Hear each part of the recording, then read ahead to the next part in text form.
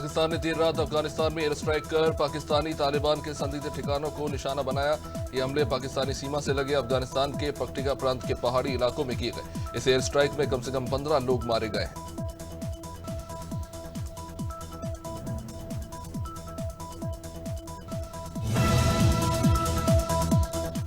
करीब 15 महीनों से जारी इजराइल हमास युद्ध की वजह से गाजा के 23 लाख लोग दर दर भटकने को मजबूर है। सबसे खराब हालत उत्तर गाजा की है, जहां इजराइल ने सबसे पहले हमला किया था। हालात इस कदर खराब हो चुके हैं कि यूएन की तरफ से भेजी जा रही राहत सामग्री को रास्ते में ही लूटा जा रहा है।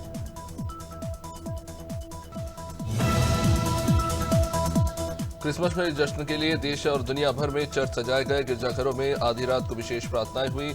भारत में भी गोवा, महाराष्ट्र, तमिलनाडु समेत कई राज्यों में क्रिसमस सेलिब्रेशन का आनंद देखने को मिला।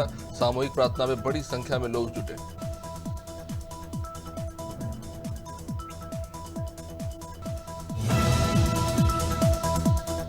बांग्लादेश की पूर्व प्रधानमंत्री शेख हसीना की परेशानियां खत्म होने का नाम नहीं ले रही। मोहम्मद यूनुस की सरकार लगातार उनके खिलाफ नए आरोप लगा रही है। अब बांग्लादेश में एंटी करप्शन कमीशन ने हसीना और उनके परिवार के खिलाफ तकरीबन 42,600 करोड़ रुपए के गबन की जांच शुरू कर दी।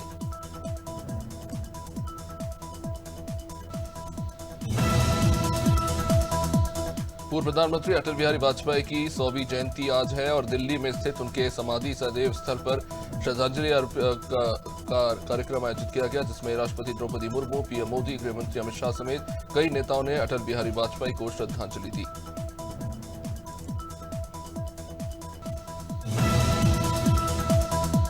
दिल्ली विधानसभा चुनाव के लिए कांग्रेस ने दूसरी लिस्ट जारी की, जिसमें 26 नाम हैं। इंडिया गठबंधन में सहयोगी पार्टियां कांग्रेस और आप इस चुनाव में आमने सामने हैं।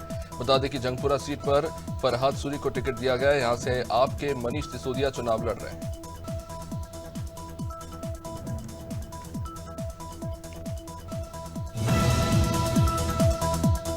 दिल्ली सरकार ने अरविंद केजरीवाल की 2 बड़ी चुनावी घोषणाओं पर ब्रेक लगा दिया। सरकार के 2 विभागों ने अखबारों में विज्ञापन छाप दिया और कहा कि राज्य में महिला सम्मान और संजीवनी जैसी कोई योजना नहीं। दिल्ली सरकार ने ऐसा कोई नोटिफिकेशन जारी नहीं किया है।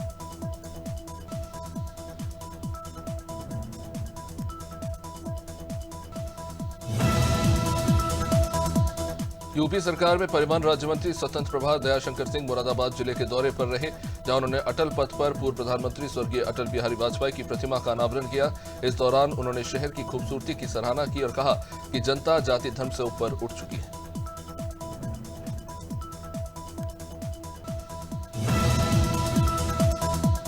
जबलपुर शहर में मसीह समाज प्रभु यीशु का जन्मदिन बड़े धूमधाम से मना रहा है। शहर के विभिन्न गिरजाघरों की आकर्षक साज सज्जा की गई। मसीहजनों ने क्रिसमस मनाया और मध्यरात्रि में विशेष प्रार्थना सभाओं का आयोजन भी किया गया।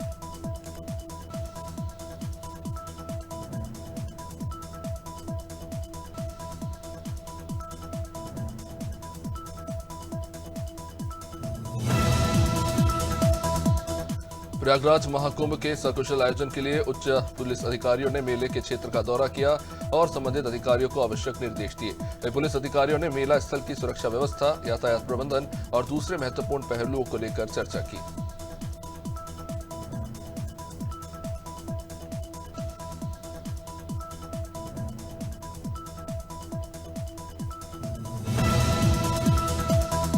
जम्मू कश्मीर के पुंछ जिले में आर्मी वैन 350 फीट गहरी खाई में गिर गई। वैन में 18 जवान सवार थे। इनमें से 5 की मौत हो गई और 13 घायल हो गए, जिनका अस्पताल में इलाज जारी है। बता दें कि काफिले में 6 गाड़ियां थी जो पुंछ जिले के पास ऑपरेशनल ट्रैक से होते हुए वापस आ रही थी।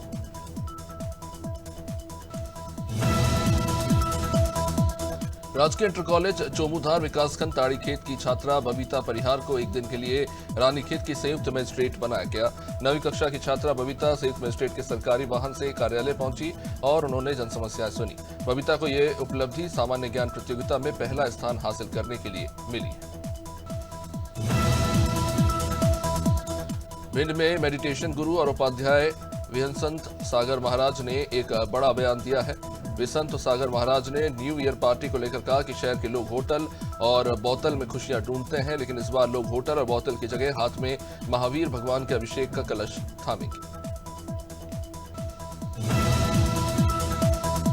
टीकमगढ़ जिले के लेधोरा थाना परिसर में जनसंवाद का आयोजन किया गया, जिसमें नगर के अलावा आसपास के भी नागरिक उपस्थित हुए। इस खास मौके पर पुलिस अधीक्षक ने कई अहम मुद्दों पर अपने विचार रखे और जन जागरूकता का संदेश दिया।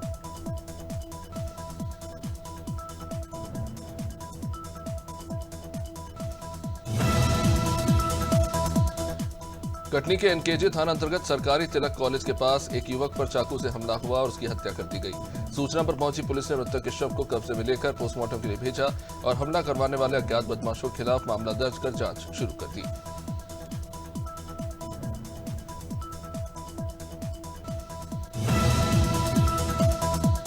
अंबिकापुर में वन विभाग ने कार्रवाई करते हुए लकड़ी तस्करों का पर्दाफाश किया। वन विभाग ने 2 अलग-अलग स्थानों पर छापेमारी की। उदयपुर वन परिक्षेत्र से वन विभाग ने 56 नग साल चिराग लकड़ी से लोडेड पिकअप और एक बाइक को जब्त किया है।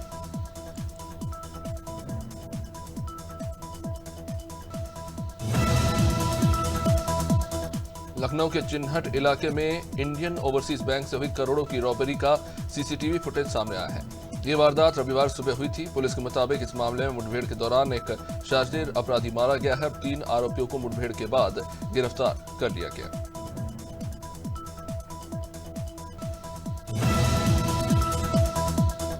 हाथरस की सासनी थाना पुलिस ने लूटपाट की योजना बना रहे एक बदमाश को गिरफ्तार किया। मामले की सूचना के बाद पुलिस मौके पर पहुंची और घेराबंदी की। इस दौरान बदमाश और पुलिस से मुठभेड़ हुई, जिसमें एक बदमाश घायल हो गया तो वही दूसरा फरार हो गया। फिलहाल पुलिस फरार की तलाश में जुटी हुई है।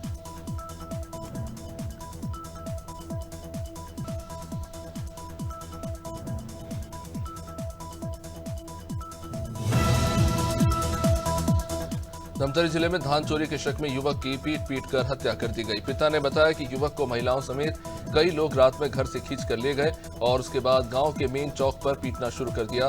पुलिस ने इस मामले में 13 आरोपियों को गिरफ्तार किया है और फिलहाल जांच जारी है।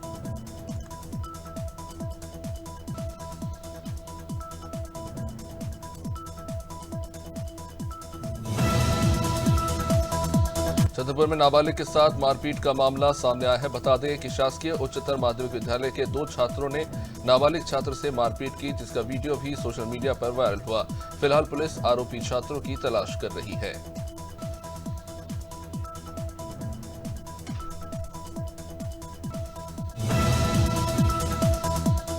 रानीखेत छावनी क्षेत्र में दिल्ली निवासी एक युवती के साथ दुष्कर्म करने वाले आरोपी को पुलिस ने गिरफ्तार करके जेल पहुंचा दिया। पुलिस के मुताबिक युवती कुछ दिन पहले रानीखेत स्थित छावनी क्षेत्र में अपने रिश्तेदार के घर आई थी और तभी आरोपी ने युवती को घर में अकेला देखकर दुष्कर्म की वारदात को अंजाम दिया।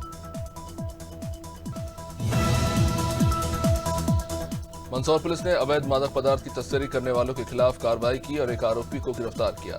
बता दें कि पुलिस ने राजस्थान से जावरा जा रहे ट्रक में 141 कट्टों में 29 क्विंटल डोडा चूरा बरामद वहां से किया है। फिलहाल पुलिस इस मामले में आरोपियों की तलाश कर रही है।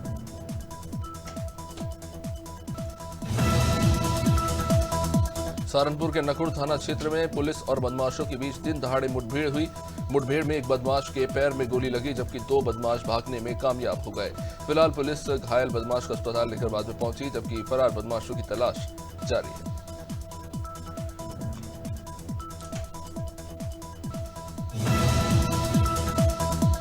मसूरी में माल रोड से पटरी व्यापारियों को हटाए जाने पर पटरी व्यापारियों में जबरदस्त आक्रोश है और इसके विरोध में पटरी व्यापारी एसडीएम के दफ्तर पहुंच गए। एसडीएम कार्यालय का लोगों ने घेराव किया। इनका कहना है कि व्यापारियों को परेशान किया जा रहा है।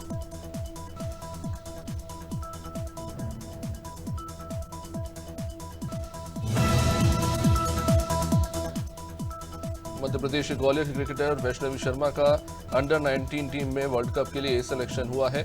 मलेशिया में जनवरी 2025 में होने वाले वर्ल्ड कप में वैष्णवी भारतीय अंडर 19 क्रिकेट टीम का हिस्सा होंगी। ये पहला मौका है जब ग्वालियर चंबल की कोई महिला क्रिकेटर वर्ल्ड कप में भारतीय टीम का हिस्सा बनने जा रही है। पीलीभीत में खालिस्तानी आतंकी के साथ मुठभेड़ में घायल हुए जवानों का पुलिस अधीक्षक अविनाश पांडे ने हालचाल जाना। एसपी ने फिलहाल दोनों सिपाहियों की हालत में बताया कि हालत में सुधार है और वे जल्द ही स्वस्थ हो जाएंगे। साथ ही साथ उन्होंने ये भी कहा कि तीनों आतंकवादियों के पोस्टमार्टम के लिए सीएमओ ने पैनल गठित कर दिया है। मथुरा में आर्मी कैंटीन से करोड़ों रुपए का गबन करने वाले सैन्य आर्मी नायक को पुलिस ने गिरफ्तार कर लिया। मामले में संलिप्त नायक के पिता, मां, पत्नी और भतीजे को पुलिस पहले ही गिरफ्तार कर चुकी है। पकड़े गए नायक से गबन की गई करोड़ों की रकम नकदी के रूप में भी बरामद हुई है। इस मामले में पुलिस ने रिपोर्ट दर्ज कर जांच शुरू कर दी।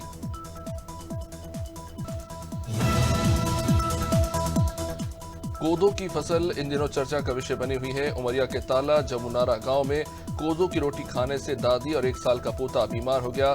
दोनों के पेट में जबरदस्त दर्द होने लगा। इन्हें जिला अस्पताल में भर्ती कराया गया। महिला की गंभीर हालत को देखते हुए इसे शहडोल मेडिकल कॉलेज रेफर कर दिया गया।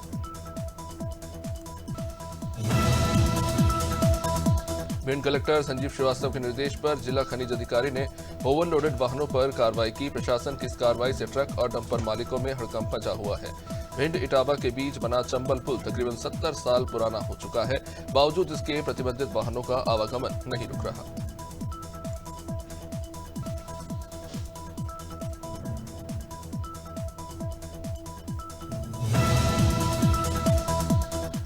भिंड के दबो थाना में चरवाहे अर्जुन पाल की गोली मारकर हत्या कर दी गई। बता दें कि अर्जुन रात में अपने पशुओं की रखवाली कर रहा था। मामले की जानकारी लगने के बाद पुलिस वहां पहुंची और शव को कब्जे में लेकर पोस्टमार्टम के लिए भेजा। पुलिस ने इस मामले में कार्रवाई करते हुए 4 आरोपियों को गिरफ्तार कर लिया है।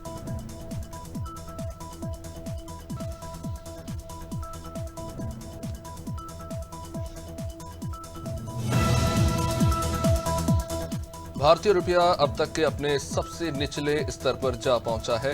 अमेरिकी डॉलर के मुकाबले 7 पैसे की और गिरावट इसमें देखने को मिली है और अब भारतीय रुपया 85.19 रुपए प्रति डॉलर के अब तक के सबसे निचले स्तर पर पहुंच गया है। इससे पहले 19 दिसंबर 2004 को डॉलर के मुकाबले रुपया 85.08 रुपए पर बंद हुआ।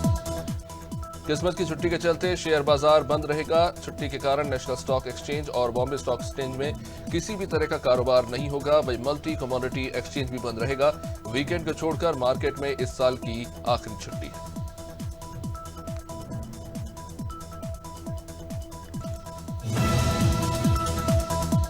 जिला उपभोक्ता फोरम ने 2 अलग अलग मामलों में एयर इंडिया के खिलाफ फैसला सुनाते हुए कुल 1,05,000 रुपए का जुर्माना लगाया है। ये मामला भोपाल के निवासी संगीता अस्थाना और राकेश सक्सेना से संबंधित है, जिन्हें एयर इंडिया की फ्लाइट में आवश्यक सुविधाएं न मिलने के कारण परेशानियों का सामना करना पड़ा।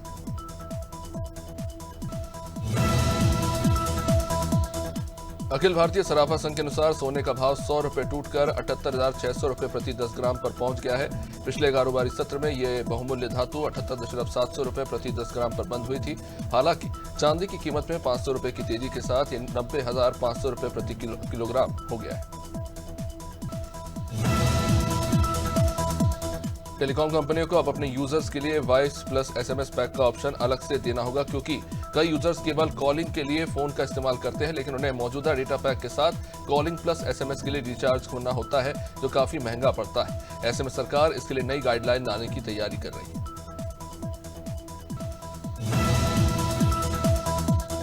होंडा कार्स इंडिया ने भी अपनी कारों की कीमत बढ़ाने का ऐलान किया है। कंपनी के वाइस प्रेसिडेंट मार्केटिंग कुणाल बहल ने बताया कि होंडा की कारों की कीमतों में 2% तक बढ़ोतरी होगी।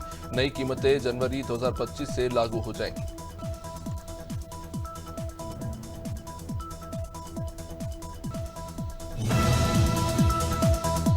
इंडिया विमेंस ने दूसरे वनडे में वेस्टइंडीज को 115 रन से हरा दिया। टॉस जीतकर बल्लेबाजी करने उतरी भारतीय टीम ने अपने सबसे बड़े स्कोर की बराबरी की। वडोदरा के कोटांबी स्टेडियम में भारत ने 5 विकेट के नुकसान पर 358 रन बनाए और हरलीन नेयल ने सेंचुरी लगाई।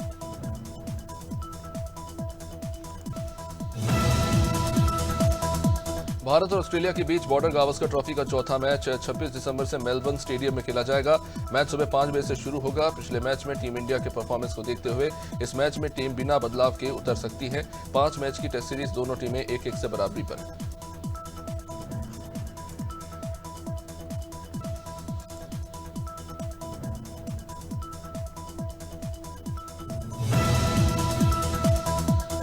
आईसीसी ने चैंपियंस ट्रॉफी 2025 का शेड्यूल रिलीज कर दिया। हाइब्रिड मॉडल में होने वाले टूर्नामेंट में 19 फरवरी से ये शुरू होकर 9 मार्च तक चलेगा। 19 दिन में 15 मैच खेले जाएंगे।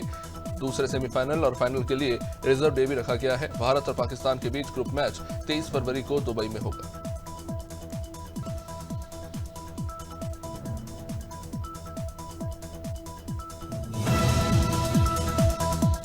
बॉलीवुड एक्टर वरुण धवन इस साल क्रिसमस के मौके पर अपने फैंस के लिए मास एक्शन से भरा तोहफा लेकर आए हैं। उनकी नई फिल्म बेबी जॉन थिएटर्स में रिलीज हो गई है। वरुण की इस फिल्म में वो सब कुछ है जिसका एक मसाला एंटरटेनर फिल्म में उम्मीद की जाती है। उनकी फिल्म को जवान फेम डायरेक्टर एटली ने ही प्रोड्यूस किया है।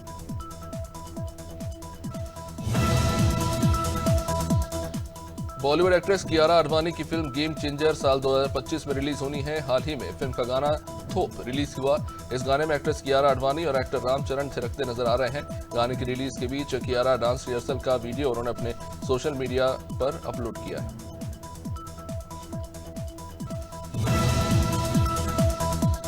प्रोड्यूसर डायरेक्टर अनुराग कश्यप बतौर एक्टर मलयालम सिनेमा में फिल्म राइफल क्लब से कदम रख रहे हैं। हाल ही में यह फिल्म रिलीज हुई है जिसमें अनुराग कश्यप के लुक और किरदार की काफी तारीफ हो रही है। अनुराग ने बताया कि उन्हें मलयालम सिनेमा से बेहद प्यार है।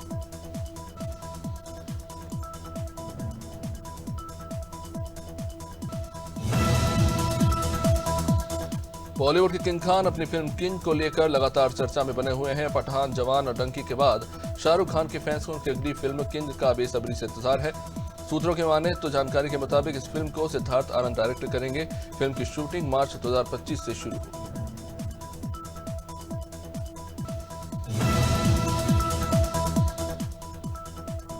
साल 2005 में रिलीज हुई नो एंट्री बॉक्स ऑफिस पर सुपरहिट साबित हुई थी। कॉमेडी से भरपूर इस मूवी ने दर्शकों को काफी इंप्रेस भी किया। अब जल्दी ही इस फिल्म का सीक्वल सिनेमाघरों में दस्तक देने वाला है। यह फिल्म साल 2025 में आएगी। इस फिल्म की ओरिजिनल कास्ट को रिप्लेस कर दिया गया है जिससे फैंस को बड़ा झटका लगा।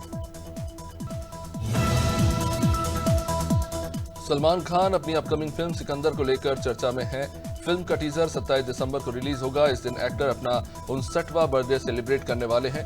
हाल ही में बिग बॉस में खुलासा हुआ कि बर्थडे के मौके पर सिर्फ टीजर ही नहीं, सलमान का फर्स्ट लुक भी रिवील किया जाएगा।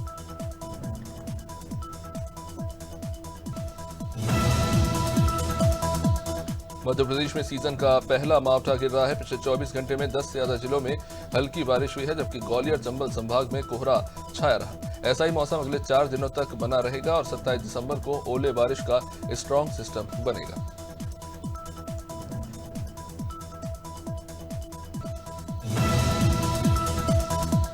यूपी के 10 जिलों में देर रात बारिश हुई और सुबह से 29 जिलों में घना कोहरा छाया रहा। विजिबिलिटी 100 मीटर तक जा पहुंची। मौसम विभाग का कहना है कि अब से 4 दिनों तक बारिश हो सकती है। ओले भी गिर सकते हैं और इसके चलते नया साल कड़ाके की ठंड के बीच शुरू होगा।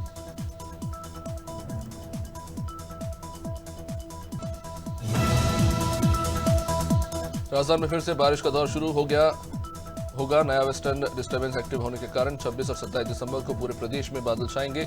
मौसम विभाग की माने तो कहीं कहीं गरज चमक के साथ हल्की से मध्यम बारिश होगी और दिन में हल्की धुंध बादल छाने की संभावना है।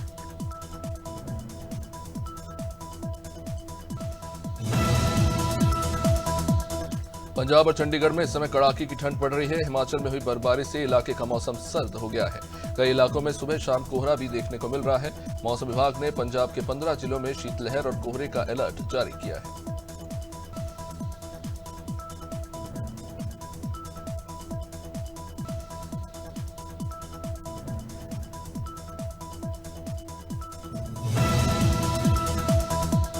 हरियाणा में कड़ाके की ठंड का दौर जारी है। रेवाड़ी, सोनीपत, भिवानी, चरखी दादरी में घनी तो महेंद्रगढ़, पानीपत और पलवल में हल्की धुंध दिखाई दी। घनी धुंध के कारण रेवाड़ी में पैसेंजर ट्रेनें 15 से 20 मिनट तक लेट चली। कई जगह विजिबिलिटी 10 मीटर से भी कम रही।